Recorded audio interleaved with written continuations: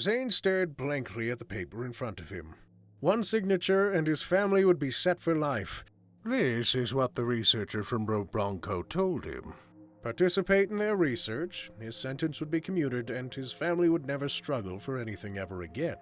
Zane was not a career criminal. He'd robbed the convenience store out of desperation. As Equestria went to war with his grandparents' homeland, it became increasingly difficult to find honest work. Zane had a family to support.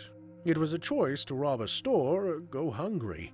He just had the misfortune of robbing a store run by unicorns. All the fleet-hoofed zebra tactics in the world were no match for unicorn magic. They quickly subdued him and turned him into the pinks.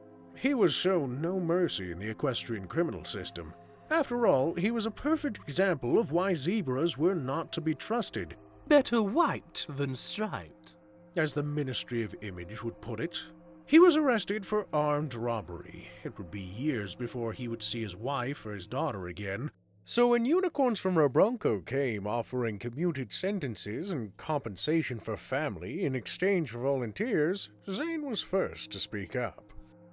The researchers were very pleased that, of all the inmates, a zebra had volunteered. He was given a physical and approved for whatever experiment they had in store for him. So now all that he had to do was sign what looked like a standard liability waiver, or NDA. Zane was not a lawyer by any means. Trying to decipher the legalese of this paper gave him a headache. All he had to do was muster the courage to sign, and he could see his daughter again. "I can do this. Just sign my name," he said, taking the pen in his mouth and signing on the line. A moment later, one of the researchers entered and took the form, smiling.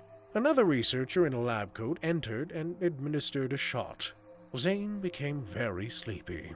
"This'll be a great help for the war effort," he said as Zane's eyes closed. When Zane came to, he couldn't feel anything. It was all numb. From his mane to his hooves, he couldn't move. There was a growing panic as he looked around the lab. There was something about the way the lab looked that was off, like looking at a terminal monitor. Several researchers were readjusting something under his bed. He strained his ears to hear them. "With the extraction complete, we just need the body set up," one said. "I just hope they remembered to wipe the memories this time," the other complained. "We don't need another criminal in charge of one of these." The growing panic caused Zane to try and speak up. In charge of what?